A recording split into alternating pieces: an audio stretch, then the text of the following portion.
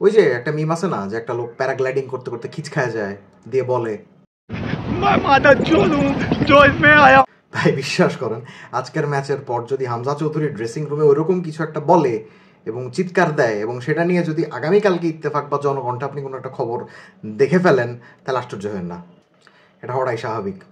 একটা মানুষ যে কিনা সারা জীবন জেমি ভার্ডি আর জেমস ম্যাডিসনদের মতো লোকদেরকে সামনে রাইখা ফরওয়ার্ডে রাইখা খেলে খেলে অভ্যস্ত, তাদেরকে যদি আপনি ইমন এবং জনির মতো কিছু ফরওয়ার্ড ধরায় দেন, তার এমনি করে চিৎকার করাটাই স্বাভাবিক।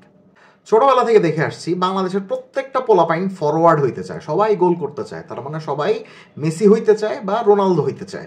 কারোর মধ্যে ডিফেন্ডার হওয়ার ইচ্ছা নেই, কেউ গোল ঠেকাইতে চায় না, কেউ গোল কিপারও হইতে চায় না। আপনাদের 11, 12, 20 জন যে কয়জনই ফুটবল খেলতে আসে, তাদের মধ্যে যে সবচেয়ে বেশি ভোটকা, যে সবচেয়ে বেশি লিথার্জিক দেখা যায়, তাকে গোল পোস্টের সামনে দাঁড়া করায় রাখা হয়েছে গোলকিপার হিসাবে। অর্থাৎ কেউ গোল আটকাতে চায় না, সবাই গোল করতে চায়, সবাই ফরওয়ার্ড। এত কোটি কোটি মেসি রোনালদোর দেশে একটা ফরওয়ার্ড কেন ডি বক্সে ঢুকে ঠিক মতো শট নিতে পারবে না, একটা জাতের শট কেন নিতে পারবে না? এই প্রশ্নের জবাব আমি আমার সারা জীবনে কখনো পাই নাই, আজকেও পাই নাই, আর ভবিষ্যতে কখনো পাবো বলে এরকম আশাও রাখিনি, টু বি অনেস্ট।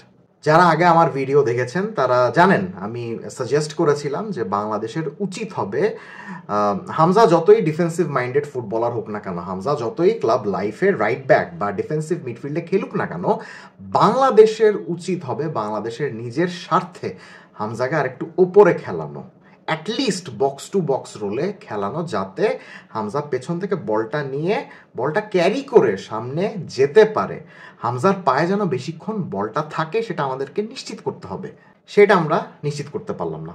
আমরা আজকে হামজাকে সম্পূর্ণরূপে ওয়েস্ট করলাম on the ball. Of course on the ball সিচুয়েশনে আমরা অবশ্যই হামজাকে ওয়েস্ট করলাম। নিজেদের হাফে বসে বসে হামজা বিল্ড আপে সাহায্য করছেন, আর ইন্ডিয়ার আক্রমণ আসলে সেই আক্রমণ ইন্টারসেপশন এবং ট্যাকেলের মাধ্যমে আটকে দিচ্ছেন। এই জিনিসটা দেখে আমাদেরকে সন্তুষ্ট থাকতে হলো। পুরাটা টাইম সে ডিফেন্সিভ মিডফিল্ডে খেলে গেল, পারলে সে একদম থার্ড সেন্টার ব্যাক হয়ে ভিতরে নাইমে গিয়া নিজেদের ডি বক্সের মধ্যে ঢুকে গিয়া মিতলের পা থেকে পাস নিয়ে সেখান থেকে অ্যাটাক স্টার্ট করে। এর থেকে সে সামনে গেলই না। হামজা যে বল পায় বাংলাদেশের যে কোনো মিডফিল্ডার, যে কোনো ফুটবলারের থেকে কোটি কোটি গুণ ভালো অন দ্য বল অ্যাবিলিটি আমরা তার সেরকম দেখলামই না।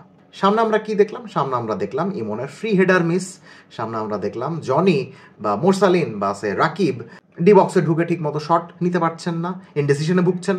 আপনার যদি দুই সেন্টার ব্যাককে স্প্লিট করে মাঝখানে আরেকজনকে নিচে নামায় আনতে হয়, যদি একজন ডিএমকে নিচে নামায় থার্ড সেন্টার ব্যাকের ভূমিকায় খেলাইতে হয় আপনার বিল্ড আপটাকে ঠিক করার জন্য, তাহলে ওয়াই হামজা? দেশে কি আর কোনো ডিফেন্সিভ মিডফিল্ডার ছিল না পেছনে খেলানোর জন্য? হৃদয় কি ছিল না? বেঞ্চে জামাল ভুঁইয়া কি ছিলেন না? তাকে কি আমরা নিচে খেলাতে পারলাম না?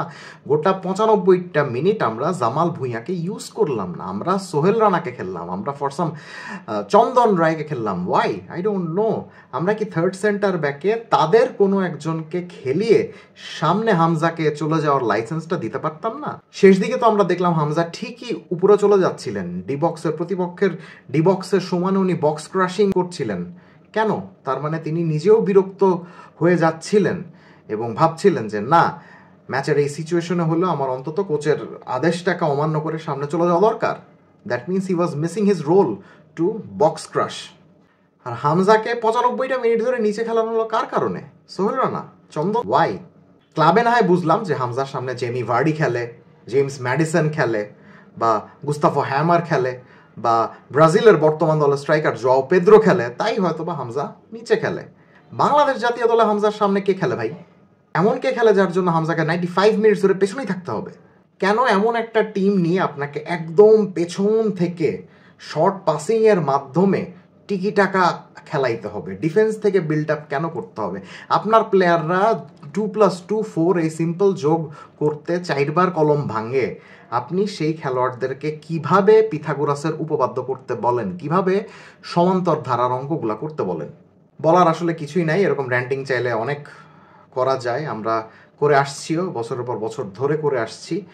হ্যাঁ, কোন প্লেয়ারকে খেলানো দরকার, কেন সেই প্লেয়ারকে খেলানো হচ্ছে না, তার বদলে কোন প্লেয়ারকে খেলানো হচ্ছে, নির্দিষ্ট কিছু খেলোয়াড় যত বাজে খেলুকই না কেন তাও কেন তাদেরকে রেগুলারলি গেম টাইম দেওয়া হচ্ছে, এসব নিয়ে আমরা বছরের পর বছর ধরে কথাবার্তা বলে এসেছি, কোনো লাভ হয়নি, সামনে লাভ হবে কিনা আই ডোন্ট নো।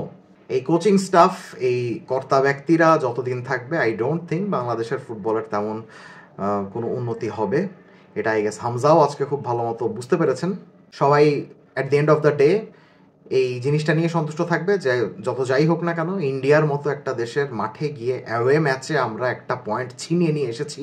কিন্তু কালের বিবর্তনে এই একটা সিম্পল কথা সবাই ভুলে যাবে যে আমরা এই ম্যাচে ইজি 4-5টা সুযোগ নষ্ট করেছি, যে সুযোগগুলো নষ্ট না করলে হয়তোবা আজকে আমরা ইন্ডিয়াকে তাদের মাটিতেই অনেক বড় একটা লজ্জা দিতে পারতাম। কিন্তু আফসোস সেটা খুব সম্ভবত আমাদের ভাগ্যেই নেই। হয়তোবা হামজাও আজকে সেই জিনিসটা খুব ভালো মতো বুঝতে পেরেছেন। আমার আফসোস থেকে যাবে আমরা বল পায় আজকে হামজার আরও ক্যারিশমা দেখতে পারলাম না। তিনি বারবার 1-to-1 টাচে সতীর্থদের সঙ্গে খেলা বিল্ড করতে চাচ্ছিলেন, কিন্তু হামজা বোঝেননি তার সতীর্থরা তার মতো এত ক্যারিসম্যাটিক নন। তাই তাকেই বল হোল্ড করে, বল ক্যারি করে আরও সামনে নিয়ে যেতে হতো, সামনে নিয়ে গিয়ে ওয়ান ম্যান আর্মির মতো থ্রু দিতে হতো, যে জিনিসটা বাংলাদেশে অন্যান্য যে কোনো খেলোয়াড়ের থেকে হামজা ভালো পারেন বলে আমি বিশ্বাস করি।